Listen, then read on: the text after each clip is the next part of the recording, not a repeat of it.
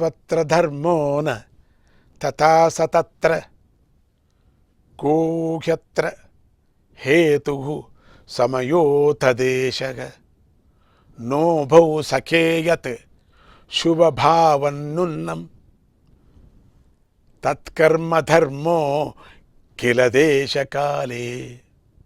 अर्थात एक स्थान तथा एक समय में जो कुछ धर्म है, हो सकता है कि दूसरे स्थान तथा समय में वह धर्म न हो।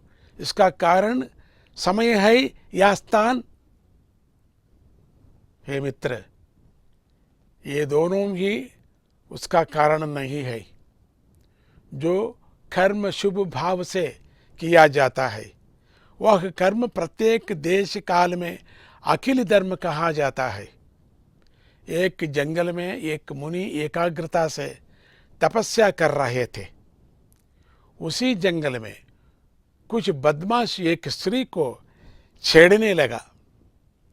वह स्त्री मान और प्राणों की रक्षा करने के लिए भागते हुए आकर उस मुनि की शरण लेकर उनकी कुटिया में छिप गई। वे बदमाश उस स्त्री के पीछे भागते हुए आए और मुनि से पूछे कि क्या आपने यहाँ पर किसी स्त्री को देखा?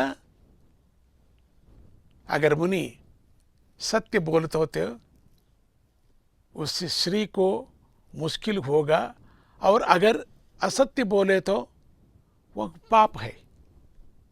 उस संदर्भ में उस स्त्री की रक्षा करने ही धर्म है। इसलिए उस मुनि ने जवाब दिया, जो देख सकता है वह बोल नहीं सकता, और जो बोल सकता है वह देख नहीं सकता। अर्थात आंख देख सकते हैं लेकिन बोल नहीं सकते, मुख बोल सकता है लेकिन देख नहीं सकता। ऐसा कहकर उस मुनि ने उस स्त्री की रक्षा की। इधर असत्य बोलने से बढ़कर हिंसा रोकना ही धर्म था। जो एक स्थान पर बुरा है यह आवश्यक नहीं कि वह दूसरे स्थानों पर भी बुरा ही हो। कर्म अपने आप में अच्छा या बुरा नहीं होता। कर्म का उद्देश्य और मन पर पड़ने वाला इसका प्रभाव ही उसे अच्छा या बुरा बनाता है।